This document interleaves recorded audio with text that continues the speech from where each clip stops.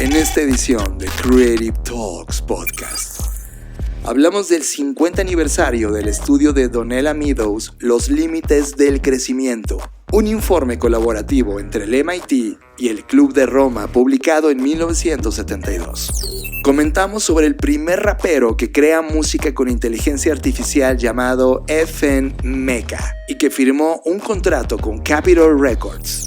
Reseñamos el proyecto Sound of the Earth capítulo 3, un proyecto de arte sonoro desarrollado por Yuri Suzuki. Y la compañía Renewal Bio quiere usar tecnología para hacer que la humanidad sea más joven y saludable a través del uso de embriones humanos sintéticos. Disfruta esta edición de Creative Talks Podcast. Black Creative Intelligence presenta. Estamos viviendo la disrupción más grande de la historia de la humanidad, una en donde la creatividad y el desarrollo tecnológico son el centro de una revolución que lo cambiará todo, y tú la estás liderando. Bienvenidos a esta ruptura del espacio-tiempo llamada Creative Talks Podcast. Creatividad, innovación, diseño, negocios y futuros. Con Fernanda Rocha y John Black. Un podcast de Black Creative Intelligence presentado por Blackbot, Black School y Black Bull. Creative Talks Podcast. Hola, ¿qué tal? ¿Cómo están? Bienvenidos a Creative Talks Podcast, el podcast donde hablamos de creatividad, innovación, diseño, negocios y futuros. Como cada semana es un placer saludarte y presentar a John Black. Hola Fernanda Rocha, hola tú que estás escuchando esta edición de Creative Talks Podcast. Feliz de estar en esta semana que han ocurrido cosas fascinantes y todavía con un poco el hype de ver lo que sucedió globalmente con el proyecto de House of the Dragon, este estreno del pasado domingo por la noche que capturó a 10 millones de espectadores globales, convirtiéndose en un comunicado de prensa oficial en el espectáculo televisivo en internet o en streaming más importante de la historia de la cadena de HBO, lo cual significa un poco de los comportamientos que estamos viendo ahora en el consumo de contenido ahora simultáneo. Es una locura, John, lo que está pasando con estos fenómenos del streaming, ¿no? Creo que era impensable pensar hace unos 5, todavía, no sé, 4 años que esto iba a pasar. Muchas personas inclusive decían que esto era una moda, ¿no? Que muchos directores de cine estaban incrédulos ante el fenómeno que Netflix evidentemente aperturó, pero que después otras plataformas le siguieron. Saludos, Nolan. Y hoy pues eso ya es historia, hoy ya está ocurriendo. Y creo que también esto que platicábamos nosotros en el FBS, que es el evento de Future Business and Strategy, que ya está próximo a llevarse a cabo porque es cada 4 años, en donde platicábamos pues que justo eso, las narrativas se iban a convertir no en otro tipo, sino más bien en una amplificación de las historias. Y hoy lo estamos viendo con esta serie, ¿no? En su momento tuvo su hitazo y aunque muchos están enojados por el final que tuvo, pues este nuevo fenómeno revive a quienes ya eran fans de esta serie o saga, no sé cómo llamarla. Game of Thrones, sí. De Game of Thrones. Y ahora también une a nuevas personas que a lo mejor no habían visto la serie y que se involucran en esta narrativa desde otra perspectiva. Game of Thrones, solo poniéndolo como en perspectiva, solo obtuvo 2.2 millones de espectadores simultáneos en plataforma en el estreno. Y ahora con estos 10 millones de espectadores de House of the Dragon, sí, vemos que hay un comportamiento brutal. Y también en paralelo quisiera mandar un saludo a Carlos Wasserman, que en Twitter se hizo trending topic este estreno que platicamos justo en la edición pasada de un podcast increíble que se llama Número Oculto y que terminó convirtiéndose en trending topic en Twitter. Y Carlos, que es uno de los creadores o el creador del proyecto, nos vio en Twitter y nos saludó en Instagram, así que les mandamos un abrazo como parte de esta cadena de nuevas narrativas y nuevos contenidos que están ocurriendo en estas plataformas.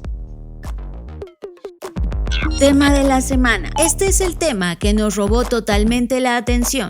Tema de la semana en Creative Talks Podcast. Fer, y antes de iniciar con esta sección, déjame darte una foto del estado del mundo actual de acuerdo a la ONU, y puso una fecha interesante. El 15 de noviembre de 2022 va a ser la fecha en la que la población mundial va a alcanzar los 8,000 millones de seres humanos en esta nave interplanetaria llamada Planeta Tierra.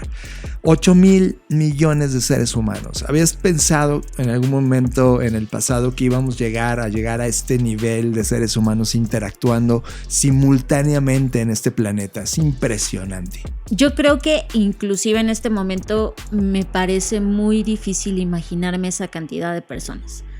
O sea, creo que pocas veces tenemos esta perspectiva del mundo global, aunque vivimos en un mundo globalizado.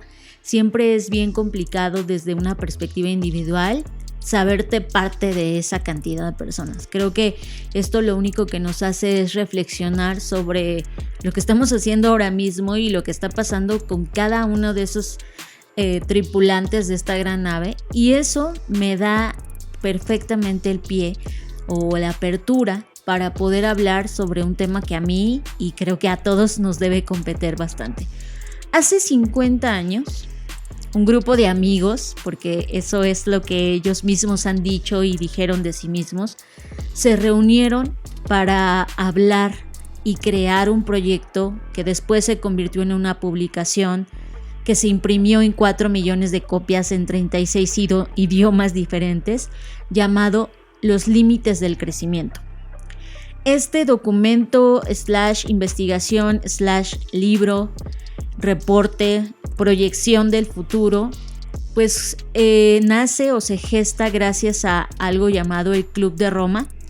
El Club de Roma es un think tank, uno de los más importantes a nivel global y uno de los más longevos, que estaba evidentemente desde su origen preocupado por lo que iba a pasar en el futuro. Preocupado y ocupado, porque no solo era como de ay, ¿qué va a pasar? Sino todo el tiempo estaban llamando a investigadores, personas especialistas en diferentes temas para tener diferentes perspectivas y construir a partir de ellas diferentes proyectos, entre ellos de lo que se podría convertir el futuro o qué podría depararnos de acuerdo al crecimiento que se estaba comenzando a ver en aquel 1972.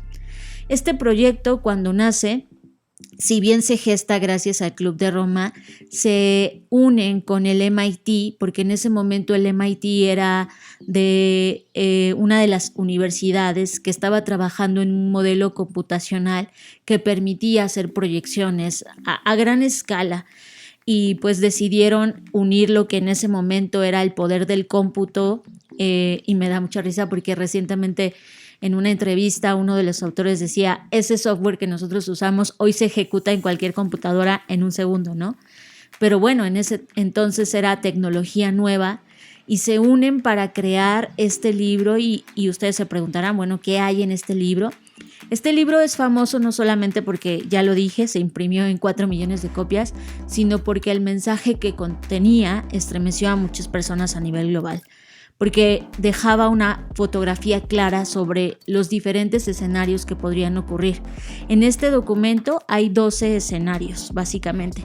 6 de ellos hablan de un escenario, digamos, triste, en donde algo sale mal, y en el siglo XXI pues, ocurren estas fallas o estas cosas malas y colapsa, ¿no? Colapsa todo.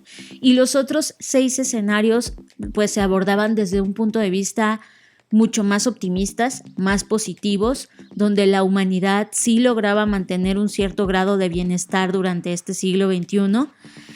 Y pues creo que es muy buen momento de hablar de esto porque se cumplen 50 años y si bien este libro o este documento ha tenido revisitas, la tuvo cuando cumplió 30 años, la tuvo cuando cumplieron 40 y ahora en el 50 aniversario. A mí lo que más me sigue estremeciendo del documento es que si bien en ese momento la ciencia no era lo suficientemente avanzada como para elegir uno de esos escenarios, el libro o el documento hace mucho hincapié es como un llamado a la humanidad de, por favor, concéntrense en los escenarios positivos, en donde podemos hacer algo, en donde realmente tenemos agencia sobre el futuro y podemos cambiar el rumbo de las cosas y podemos evitar ese colapso que estamos viendo en los otros 6 escenarios, ¿no? Y pues al día de hoy creo que tristemente, y dicho por uno de los autores que valga la pena mencionarlos, los autores principales, si bien participaron muchas personas dentro de este proceso de investigación, los autores principales del libro original de Limits to Growth o de los límites de crecimiento fueron el matrimonio Meadows, Donella y Dennis Meadows. Donella pues ya no nos acompaña en esta línea de tiempo, pero Dennis sí, y por supuesto Dennis participó en esta reedición. También está Jorgen Randers, que también participa en esta reedición, y William Burns, que no participa en esta edición, pero ha participado en diferentes ensayos a lo largo del tiempo que han acompañado o dado continuidad a este proyecto. Entonces ellos 4 que dirigieron, digamos, que fueron los líderes de este proyecto, al día de hoy, por ejemplo, Jorgen Randers, lo he escuchado últimamente esta semana justo para poder hacer esta recapitulación, y hay un pasaje o una parte, una charla en donde él dice: llevo prácticamente toda mi vida intentando y trabajando en pos y a favor de que las personas volteen a ver la sustentabilidad, que volteen a ver que esto no es ilimitado, por el contrario, tenemos límites en todo sentido. Y dice: y soy ahora un hombre deprimido con una cara o una sonrisa en el rostro. Y esa dualidad de ser un hombre deprimido con una sonrisa en el rostro, creo que es mucho del sentir, del cómo a veces en lo personal yo en lo particular me siento, porque por un lado me da tristeza y obviamente sí me deprime el saber que no estamos haciendo lo suficiente y que no hicimos lo suficiente, y que a pesar de que este trabajo se crea hace 50 años advirtiendo lo que podría ocurrir, no hemos hecho lo suficiente. Y por otro lado, de repente encuentro estos destellos o estos chispazos de gente, no solamente como los que participaron en este trabajo, sino que se han sumado a lo largo de los años y que personas y organizaciones se han intentado movilizar para intentar cambiar el rumbo de las cosas. Eso me da un poco de fe, ¿no? Pero al final del día, regresando no a lo personal, sino a lo particular de este reporte, básicamente había 5 cosas que influían, ¿no? Había, evidentemente, la primera publicación es muy larga, es en lo particular a mí es un libro que me costó mucho trabajo porque no solo es lectura, viene acompañado de bastante material, porque como todo esto se computó a través de un modelo, pues obviamente te explican los modelos, te hablan de números y cuesta un poco trabajo. Pero al final, si tuviéramos que sintetizar o extraer y decantar la esencia de este libro, había 5 puntos que hacían que las cosas o colapsaran o nos salvaran.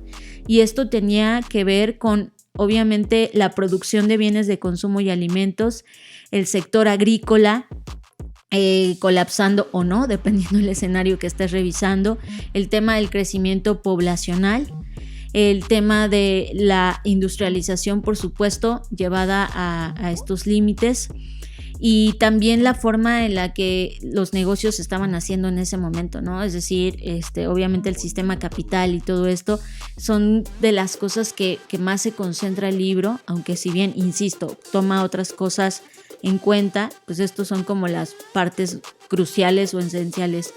Y si hoy analizamos cómo estamos en eso, pues esta noticia que nos acaba de dar John, ¿no? De que vamos a ser 8 billones de seres humanos, pues es parte de lo que, de acuerdo a este reporte, pues participa en el colapso de la humanidad o de la sociedad como la conocemos el día de hoy, ¿no? Tampoco habla de una extinción total, pero sí habla de un momento catártico en el que pues ocurrirían cosas malas si no frenábamos esto.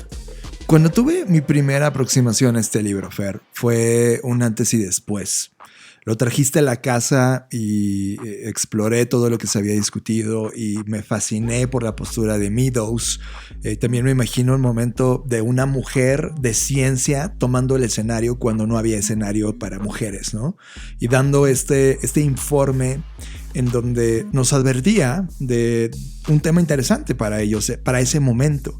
Recuerden que cuando el libro se hace, y esto es impulsado por el MIT que quería tener estos datos, la humanidad ya tenía 2 décadas de venir dando un crecimiento, una aceleración, la gran aceleración como nosotros le llamamos a ese periodo.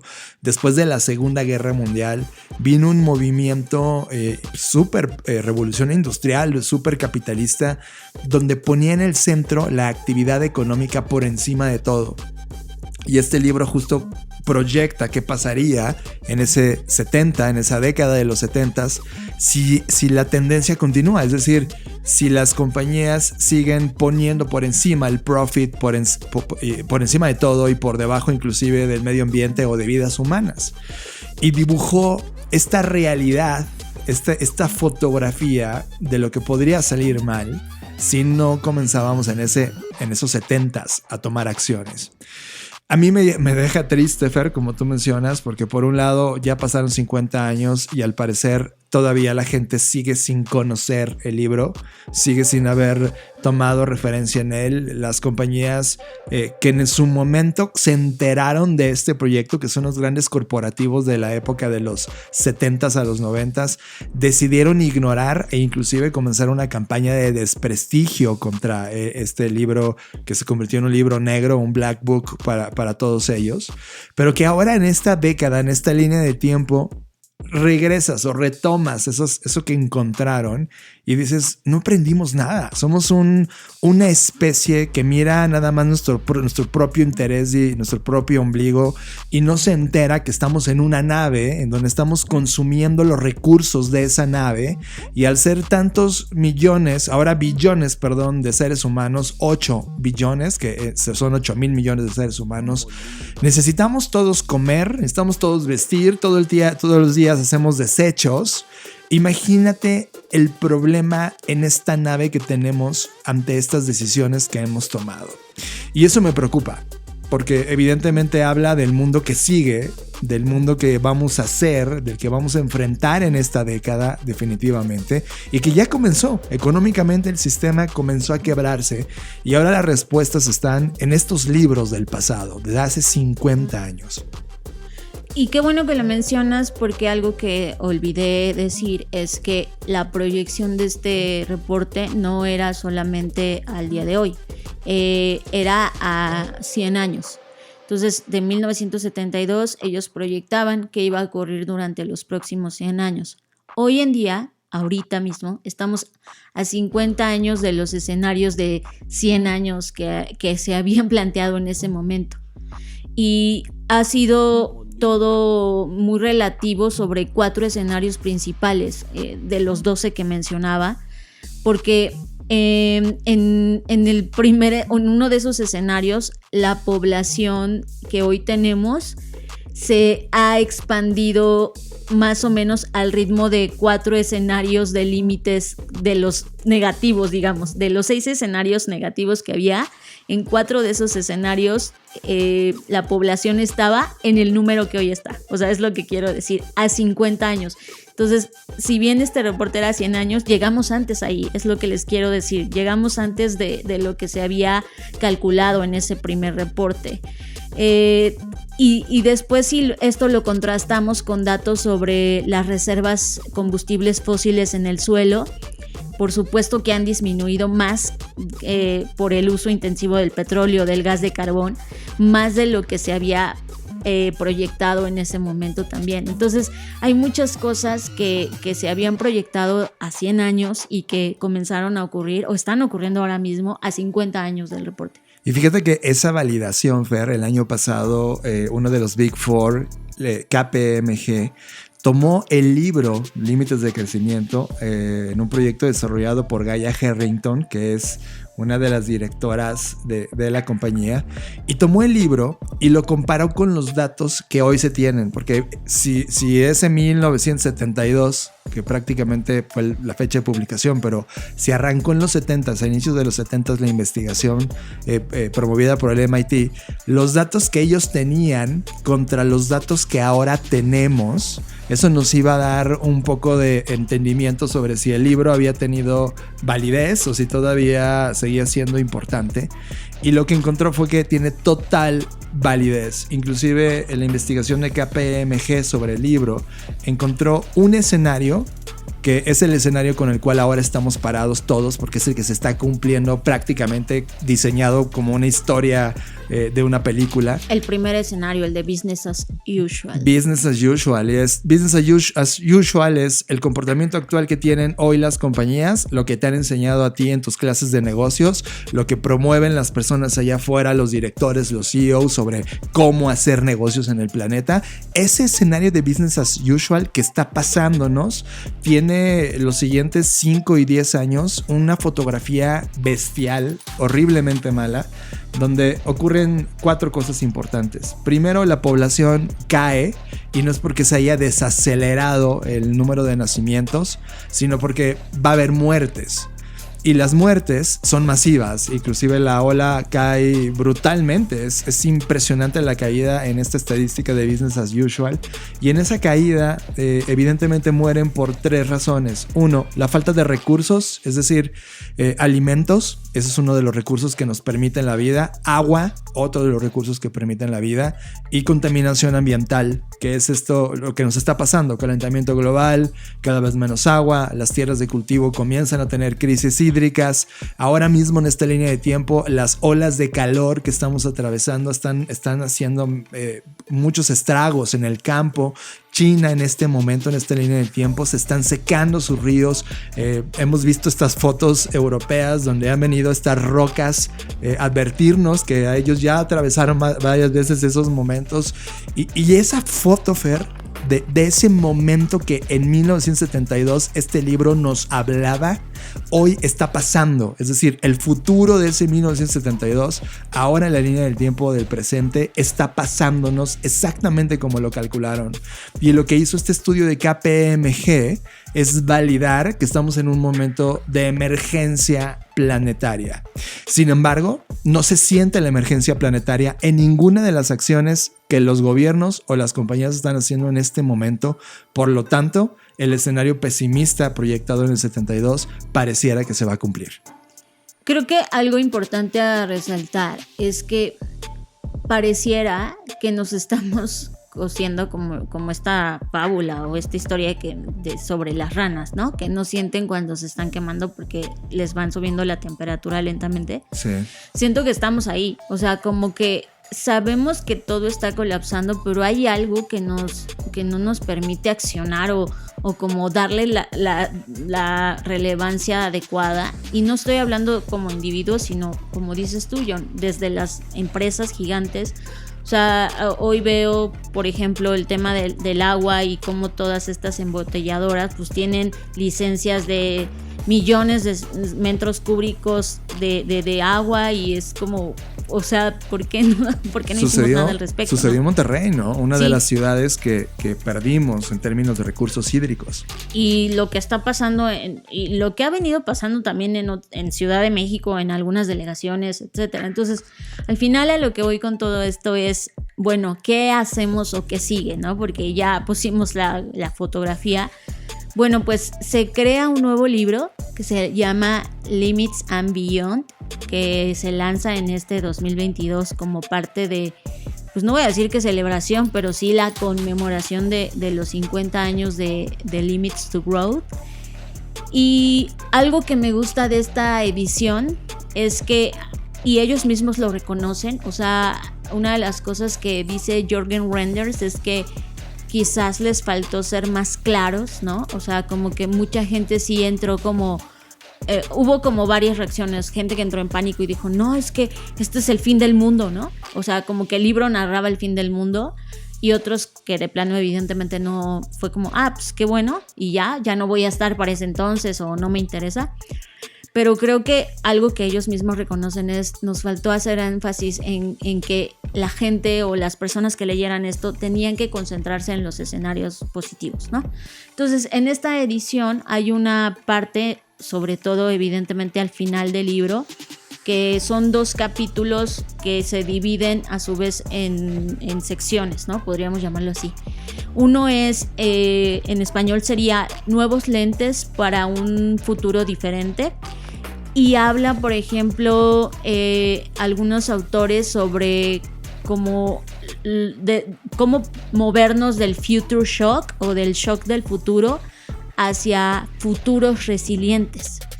Y eso me gusta porque habla como de, ok, sí es un shock recibir esta información y saber que estamos en el borde de esto que se marcaba en el primer reporte, pero también es como, no podemos quedarnos ahí con el pánico, ¿no? ¿Cómo nos movemos hacia esta parte de futuros resilientes? Esto corre a cargo de Sirka Heinonen, que es quien escribe este capítulo.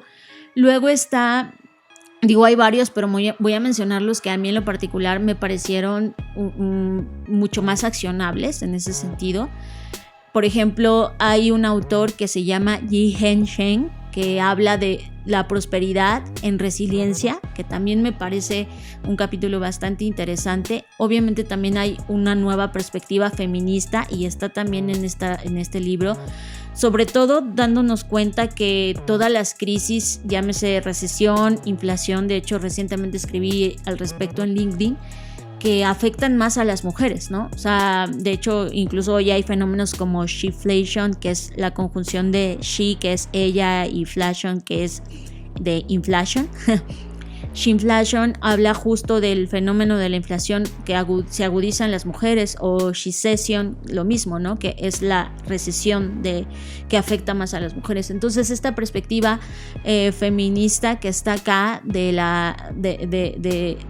del capítulo que aborda de, oye, cómo nos movemos de la ignorancia patriarcal hacia un colectivo de futuros con una perspectiva feminista, también creo que es valiosísimo.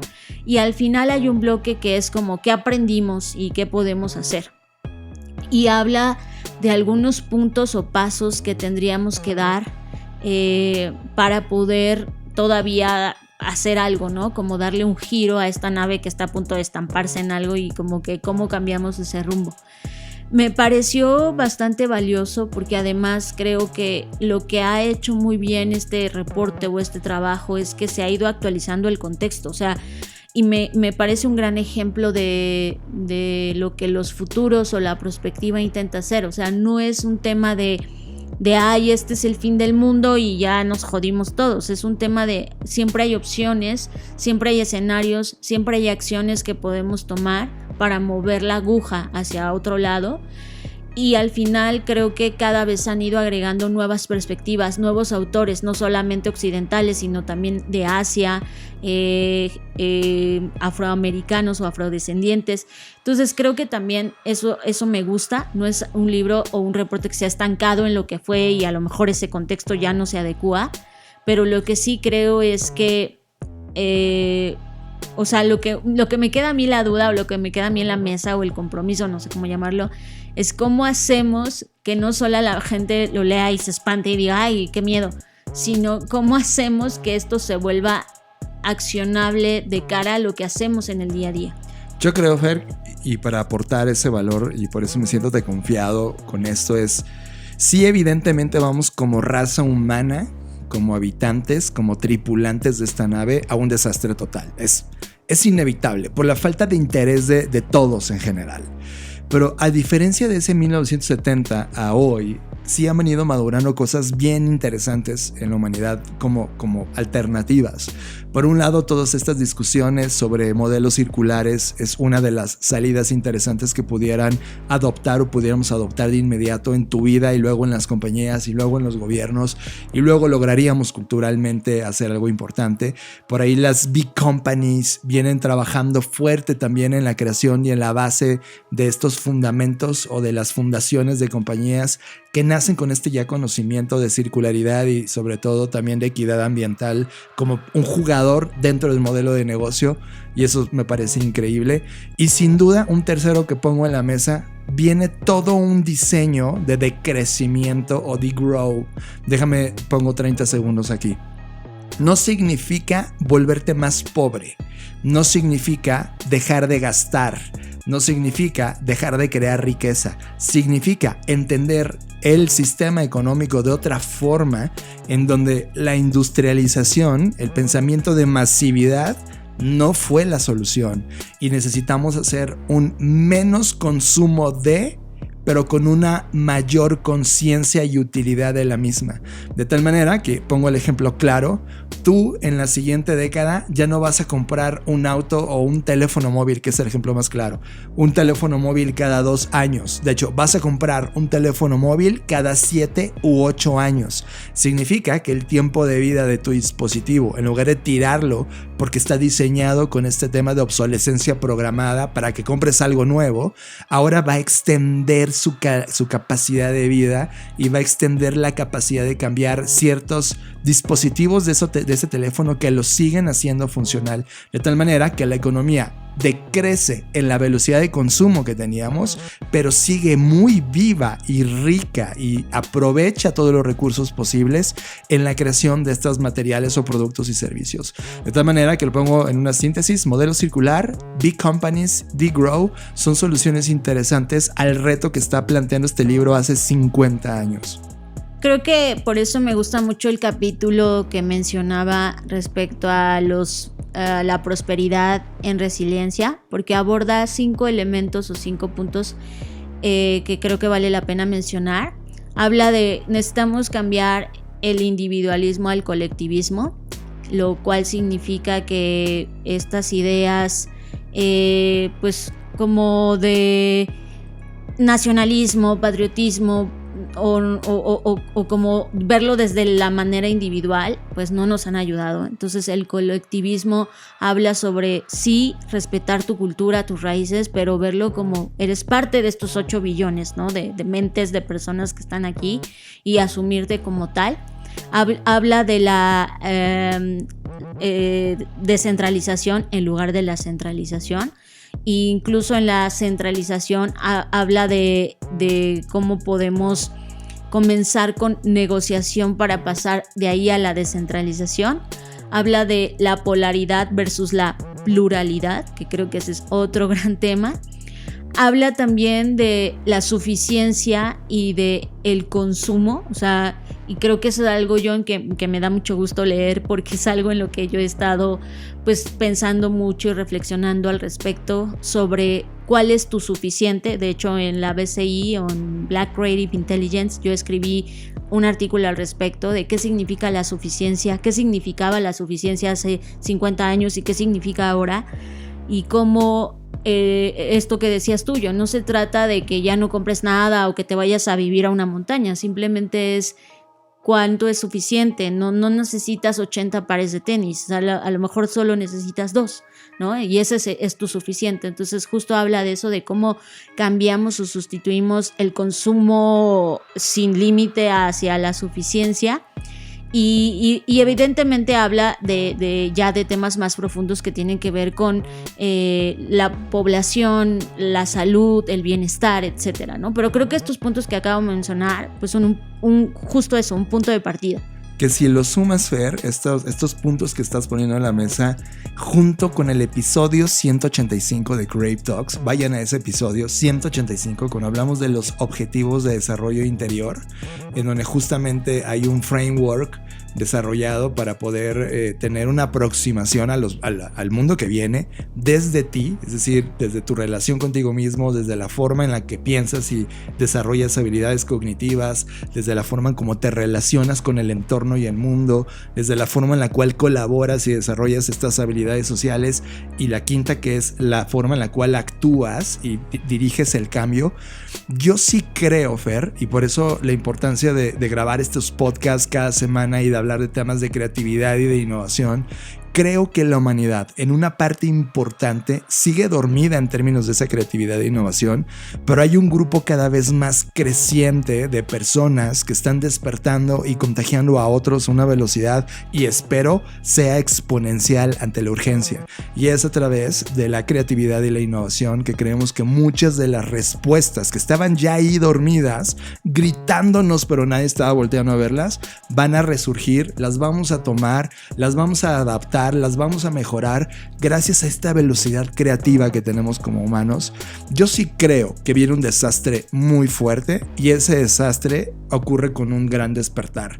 Al menos ya está ocurriendo, todavía en una escala pequeña, pero cuando estemos en ese momento de desastre, esas ideas van a resurgir como respuestas importantes ante esto. Pues ya está, quien quiera consultar este libro, insisto, se llama Limits and Beyond, hablo del libro nuevo. Está editado por Hugo Bardi y Carlos Álvarez Pereira. Carlos Álvarez Pereira es el actual vicepresidente del Club de Roma. Hugo Bardi pertenece también al Club de Roma y él también es un gran prospectivista que de hecho él escribe la introducción, y como nos cuenta un poco en el capítulo 1 cómo nace el reporte. Por si no lo has leído, no te preocupes, a lo mejor no va a ser necesario porque esta gran introducción explica muy bien el primer reporte, justo para hacer una conexión hacia este nuevo. Aunque si quieres también leer el primero, pues evidentemente vale total la pena. Repito, el primer reporte, el original se llama Límites del Crecimiento, está en español, pero en inglés se llama The Limits to Growth. Y ahí están esos dos, creo que son grandes tesoros que hoy debemos, como dices tú, John, sacar del cofre y ponernos a trabajar al respecto.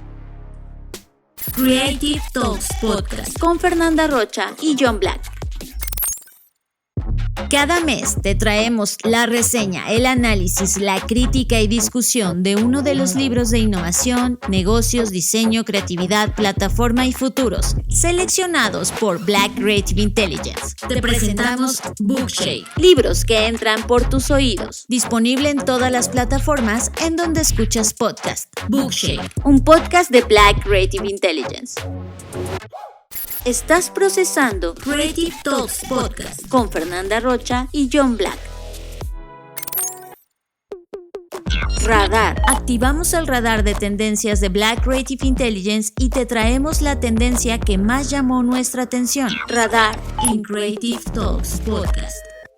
Fer, y en paralelo a este libro, del otro lado, desde el punto de vista de la ciencia y la tecnología, eso no ha parado, no para de crear cosas asombrosas y de llevarnos a retarnos en otra postura distinta de cómo tenemos la vida. Déjame les platico de una cosa.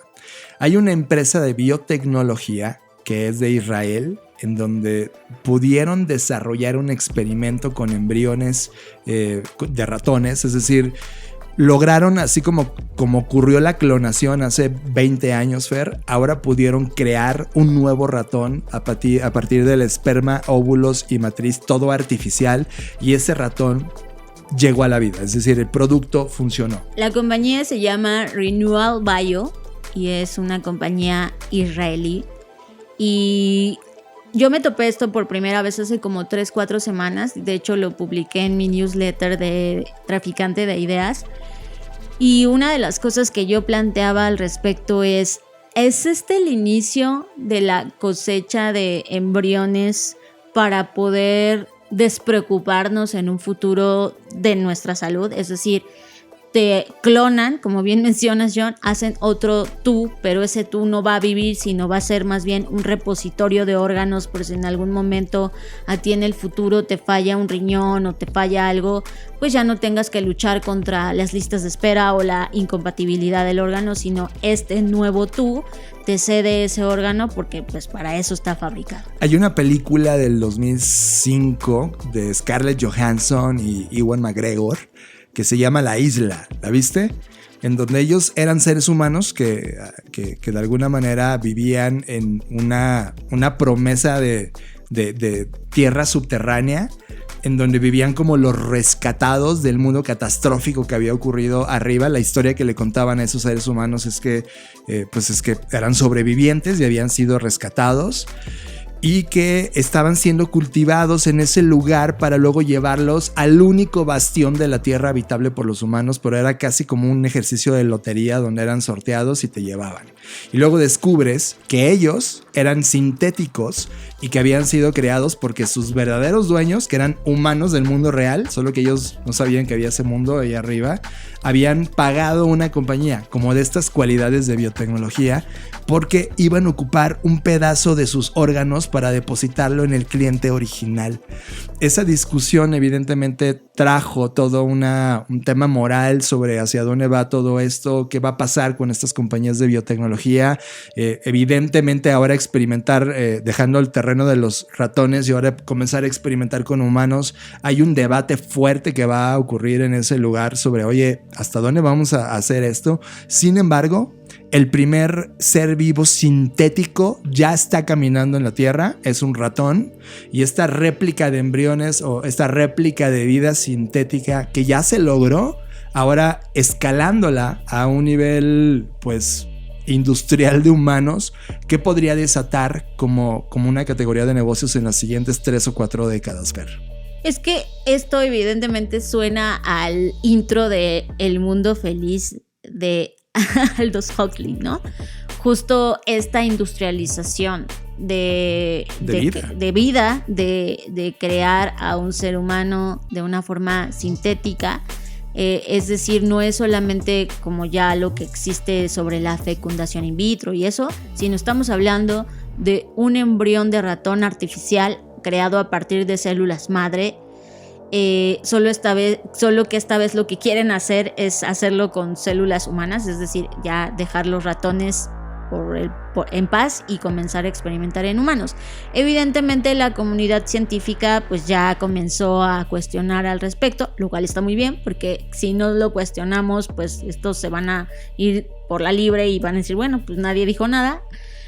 Creo que aquí hay muchas cosas, o sea, y algo que si no me sorprende, pues que como que digo, bueno, confirma muchas de las cosas que creo, es que siempre este tipo de proyectos se hacen en nombre de, por un lado, de la ciencia, pero también en nombre de, no, es que esto va a traer mucho bienestar a las personas porque se van a salvar muchas vidas y etcétera, ¿no? Y no dudo que eso pueda ocurrir, pero también sabemos que esto puede traer consigo un montón de cosas y de escenarios catastróficos.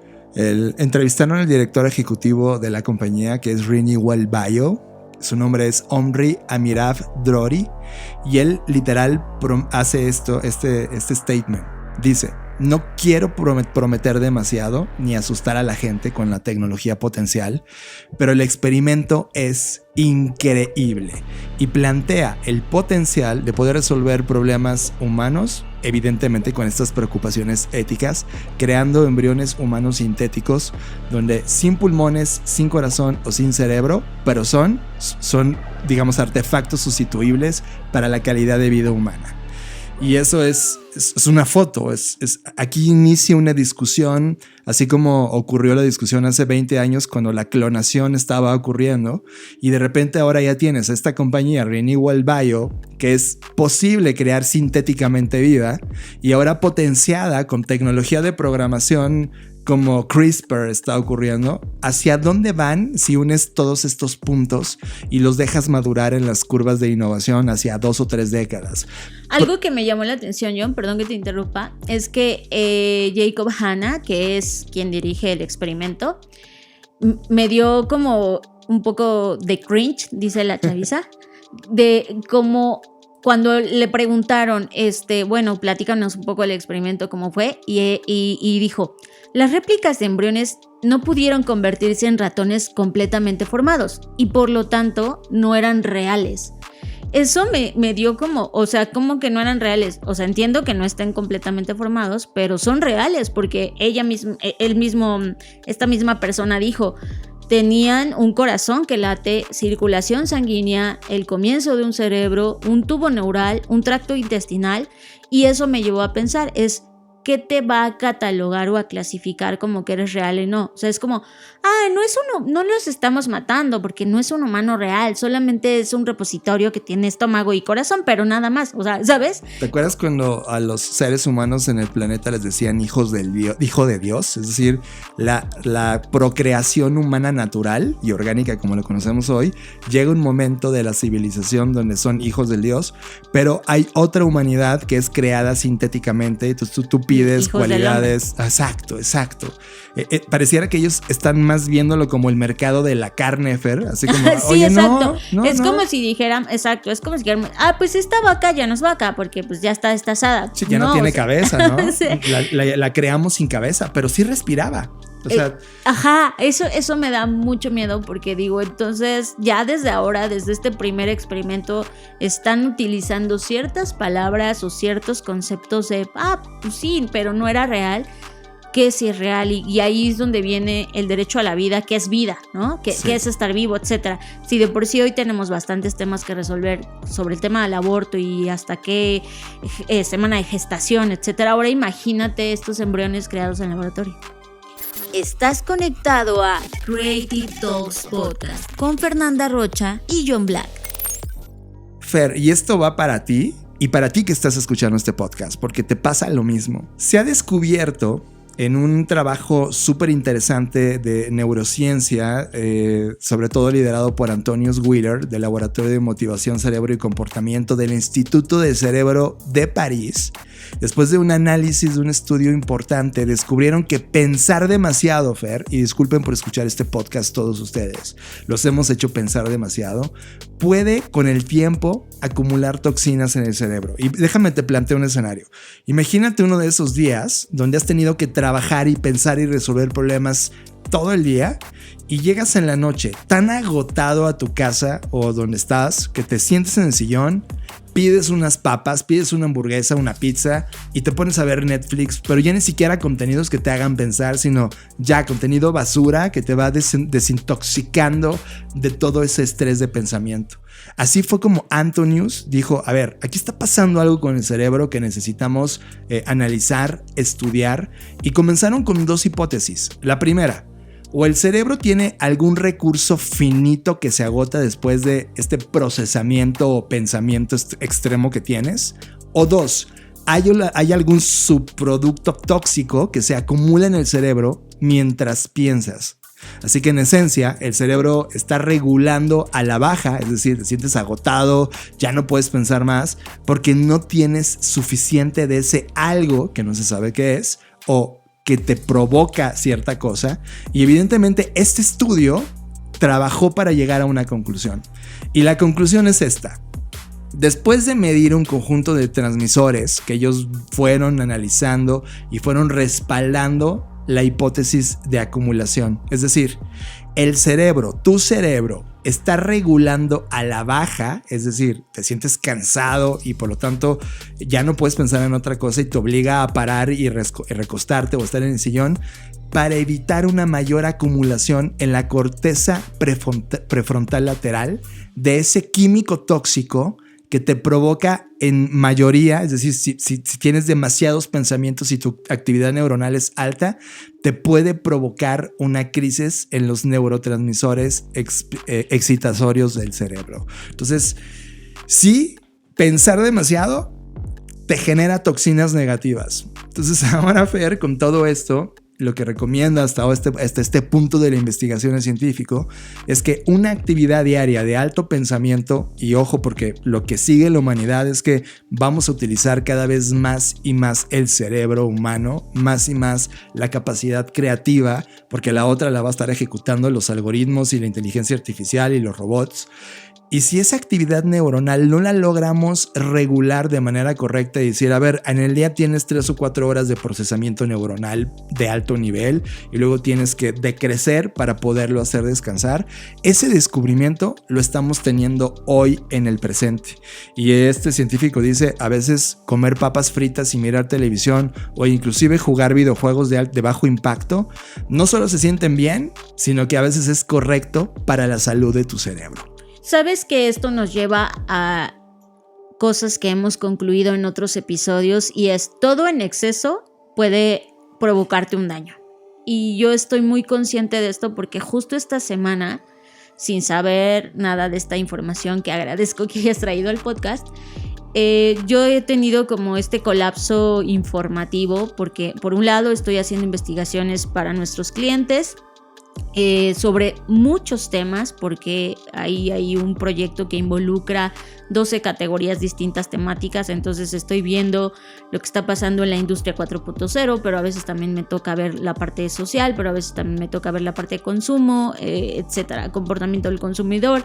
Entonces estoy como entrando y saliendo de diferentes casillas o de diferentes puntos temáticos. Y sobre todo los lunes, que es el día que me dedico a eso, es un día que termino agotadísima porque pues no es tan sencillo estar tan concentrado todo el tiempo en diferentes temas leyendo a profundidad, porque ni siquiera es que pueda hacerlo superficialmente. Al contrario, es el día en que tengo que profundizar, leer por completo datos, análisis, estadísticas. Y sí termino, o sea, sí siento una disminución en mi performance del día a día, a tal grado que en la tarde-noche que ya termino mis labores, o sea, yo ya me di cuenta que tengo que decirme a mí misma, para. O sea, por un lado, porque estás tan concentrado que se te van las horas y cuando ves eran las 8 de la mañana y luego ya son las 8 de la noche. Y por otro lado, porque ya no puedo, o sea, estoy de verdad colapsando. Y algo que me ha ayudado, sí, efectivamente, y que he hecho es jugar Cyberpunk 2077, aunque no creo que sea la mejor solución porque también sí te hace pensar un montón. Entonces, sí, yo te veo y sí, estás en un nivel de procesamiento altísimo. Sí, yo creo que ya voy a jugar, no sé, como Mario Kart, que me gusta mucho. Zombies contra plantas. Pero bueno, sí, al final lo que quiero decir y lo cuento obviamente a través de mi experiencia personal, porque es de lo que sí puedo hablar, porque es lo que estoy viviendo, pero al final creo que sí, todos y todas, y lo hablábamos, necesitamos quienes sobre todo estamos en la industria creativa, obviamente todas las personas, pero quienes nuestra principal herramienta de trabajo es el cerebro, necesitamos hacer un balance. Y hablábamos de esto, ¿no? De creativos de alto rendimiento. Bueno, ¿qué significa y hasta dónde podremos hacerlo? Necesitamos tiempos de recuperación, como lo hace un atleta, por ejemplo, y creo que eso es de las preguntas que vamos a ir resolviendo a lo largo de los episodios. Me queda claro, Fer, así que cuida tu máquina, cuida este procesamiento humano que tienes y ese cerebro, porque hay datos que nos están revelando que pensar demasiado o estar en este ritmo extremo, como dice Fer, es nocivo. Estás escuchando Creative Talks Podcast con Fernanda Rocha y John Black. Y justamente para descomprimir todas las ideas que hemos platicado en esta edición de Creative Talks Podcast, traemos algo artístico. El proyecto se llama Sound of the Earth, está en el capítulo 3 y pido que imagines esto. Imagínate una gran esfera, casi de 4 metros respecto a toda la altura que tiene esta esfera, una esfera negra, rodeada por 300 altavoces o bocinas. Y estas bocinas emiten un soundtrack o una banda sonora del mundo creada por inteligencia artificial, pero alimentada por el sonido de todos los seres humanos que han entrado a la página soundoftheearth.org y han cargado un sonido o un aplauso o un grito o algo sonoro.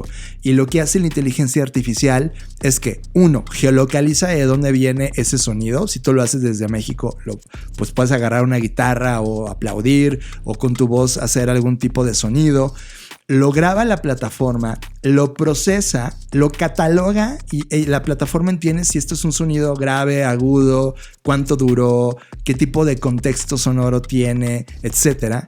Y con base en el procesamiento artificial crea una banda sonora que va sonando en estas 300 altavoces. Me parece un proyecto que mezcla justamente hardware y software, dos de las cosas que hemos venido explicando en estos últimos años desde Blackbot, en donde el hardware son estas bocinas físicas, esta esfera gigante que tú visualmente puedes ver, pero el software es todo lo que está ocurriendo tecnológicamente detrás y cómo se convierte en algoritmos un sonido que gracias a la inteligencia artificial ahora logra tejer para crear una sinfonía. El proyecto me parece totalmente disruptivo. Ahora mismo está en la exposición de Milán, la exposición 23, en colaboración con Google Arts and Culture para esta exposición, y con este fascinante artista que se llama Yuri Suzuki, que ha venido prácticamente los últimos 10 años de su vida trabajando en esta exploración de sonidos entre la creatividad humana y la creatividad artificial. Si quieres visitar el proyecto, te repito la página, y perdón por estar pronunciando sound, es soundoftheearth.org. Esto es Creative Talks Podcast con Fernanda Rocha y John Black. Fer, y con esto llegamos al final de las Creative Talks Podcast en una edición súper intensa y súper fuerte en términos de procesamiento cerebral. Pero para que se compense, y siguiendo lo que encontraste sobre este estudio de no pensar tanto o no pensar tan intensamente, vamos a cerrar con este tema o esta noticia sobre cómo Capitol Records pues ha firmado un contrato con un rapero virtual. De hecho, este rapero forma parte de nuestro reporte de 10 influencers sintéticos que deberías conocer, lo cual me alegra porque sí, este era uno de los personajes, se llama Mecha. Y Mecha es lo que ya hemos hablado acá, un influencer sintético, es decir, no existe, está hecho a través de computadora y algoritmos que al final del día crean a este personaje. Y pues es importante mencionarlo porque nos guste o no, y aunque podamos estar en contra de que de hecho el otro día encontraba una muy buena crítica de los influencers sintéticos, pero aunque estemos en contra, pues no podemos negar que está pasando, y que el que una compañía de esta índole haya contratado a un rapero virtual, pues ya nos dice que esto está ocurriendo, queramos o no. Yo encuentro varias cosas que están unidas. Por un lado, este artista visual virtual, ¿no? Este sintético, o Idoru, como hemos platicado en varias veces, ¿cómo podríamos definirlo? Está creciendo en TikTok. O sea, él tiene 1,000 millones de vistas en TikTok. Es una celebridad. De hecho, en TikTok es la celebridad artificial más importante de la plataforma hoy. Y eso es mucho que decir. Y todo el movimiento que está ocurriendo en TikTok. Ya no nació en Twitter, ya no nació en Instagram, ya no está en Snap ni en otra plataforma. Está en TikTok. Ha subido una única canción que se llama Florida Water. Que es Florida Water. Que es como su éxito. Pero él tiene un serio problema, y es donde ahorita pongo la discusión de esto. Si bien logró atraer toda la atención por ser esta mezcla virtual y crear esta vida sintética, los temas, la agenda que él tiene, pues claro, es hip hopero, es rapero, son temas de violencia, son temas de racismo, son temas de explotación, etc. O sea, la verdad es que esos temas son cancelables el día de hoy en esta línea del tiempo. Y aunque Capitol Records logró firmar con él, Fer, una vez que firmaron este acuerdo para trabajar en todo el álbum que se iba a grabar, vino una presión muy importante de personas que no están de acuerdo con lo que Mecha viene hablando y difundiendo, a tal punto que Capitol Records dio un paso atrás y dijo, híjole, creo que voy a tener que cancelar. Déjame pongo en la mesa la importancia de Capitol Records.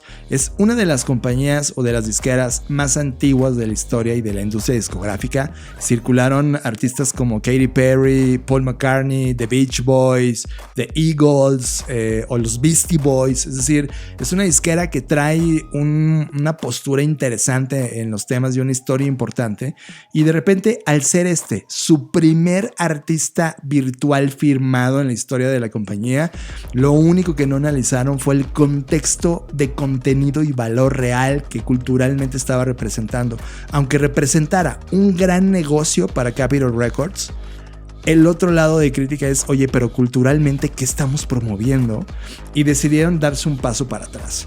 lo cual también habla de la primera ruptura de contrato virtual que hay con un ser sintético o Idoru, y eso me tiene muy entretenido. La conversación está ocurriendo ahora mismo, es decir, mientras estamos grabando en esta línea de tiempo va a seguir evolucionando y nos deja el antecedente de lo que pudiera ocurrir con el futuro del arte creada de forma sintética o artificial gracias a la inteligencia artificial, y lo que podría ocurrir con estas compañías humanas.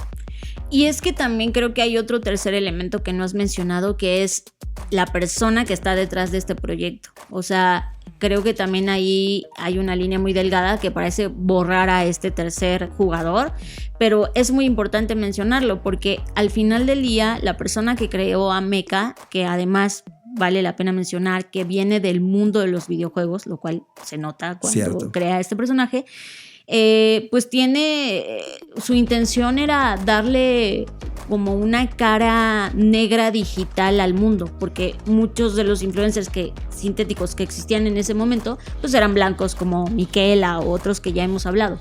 Por lo tanto, como que su razón o la raíz y su origen de nacimiento de este personaje fue justo eso. Un concepto que Jason Farham exploró profundamente y que incluso ha hablado mucho al respecto. Entonces, al final lo que quiero decir con esto es, yo creo que Capitol Records lo que tiene que hacer a partir de ahora es obviamente estudiar y analizar qué onda con el contexto, pero también mucha gente he leído que se queja porque dice, bueno, estamos cancelando a este influencer virtual, pero ¿qué pasa con el resto de los raperos reales que están hablando de estos temas, ¿no? Entonces ahí hay una línea muy delgada y creo que hay muchos jugadores alrededor que se tiene que comenzar a hablar, porque al final del día este personaje tiene la voz de un humano. La letra, los acordes, el tempo y lo demás que sustentan su música es lo que está basado en inteligencia artificial, pero la voz es humana. Entonces ahí es como de quién y hasta dónde pertenecen las responsabilidades y alcances de esta firma de contratos. Que nos parece fascinante y un poco exploramos esta conversación sobre creatividad artificial y creatividad humana y esta intersección de lo que iba a ocurrir justamente ante el nacimiento de plataformas como DALL-E. Está en el episodio 188 de Creative Talks Podcast, así que dense una vuelta también en ese episodio para disfrutar el debate que tuvimos al respecto. Pues ya está. Llegamos al fin de Creative Talks Podcast y ¿qué creen? Fernanda Rocha sigue sin confirmar la fecha, pero sí va a ocurrir, ¿verdad, Fer?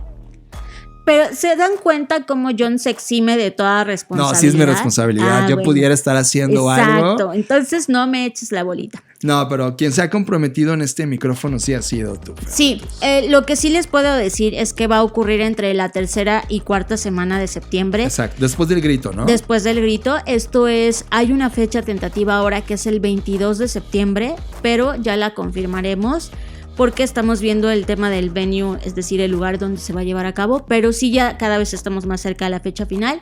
Lo que les puedo anticipar ahora es que es entre la tercera y cuarta semana de septiembre. Son muy pocos lugares, es decir, no va a ser como llegar a un antro y caben 10,000 personas, no podemos hacerlo. ¿En qué antro caben 10,000 personas? En el Estadio Azteca, ¿no? Ese no es un antro. Es un antro que se pone a ver fútbol, Fer. Bueno, van a ser muy pocas entradas y sí vamos a avisar claramente cómo obtenerlas, porque el objetivo es poder conocernos y poder disfrutar y grabar una edición en vivo de Creative Talks con todos ustedes. Entonces eso va a ser súper interesante y nunca lo habíamos hecho antes y creo que llegó la hora de hacerlo por este festejo de las 200 episodios. Búsquenos en todos los proyectos alternativos que tenemos. Yo tengo algo que se llama Plataforma Podcast en todas las plataformas y los que me están siguiendo en LinkedIn han empezado a ver que semanalmente estoy subiendo un video de algo que se llama Bitácora, donde en 15 minutos abordo un tema que en ese momento está siendo trending para mí, que estoy analizando y que puedo explicar lo que está pasando y lo que podría pasar en temas de impacto de vida, modelo de negocio, etc. Así que vayan a LinkedIn, vean Bitácora Bitácora y disfruten estos contenidos alternativos que estamos haciendo. Bueno, en mi caso no olviden seguirme en mi newsletter de Traficante de Ideas y sobre todo también suscribirse al newsletter de Blackbot que se llama Cápsula. Está disponible en Substack, les vamos a dejar los enlaces o si prefieren en LinkedIn. Pues listo, muchas gracias por llegar hasta acá en esta edición de Creative Talks Podcast. Yo soy John Black. Yo soy Fernanda Rocha y como siempre, nos vemos en el futuro. Escuchaste Creative Talks Podcast Con Fernanda Rocha y John Black, un podcast de Black Creative Intelligence, presentado por Blackbot, Black School y Black Bull. Nos vemos en el futuro. Black Creative Intelligence presenta.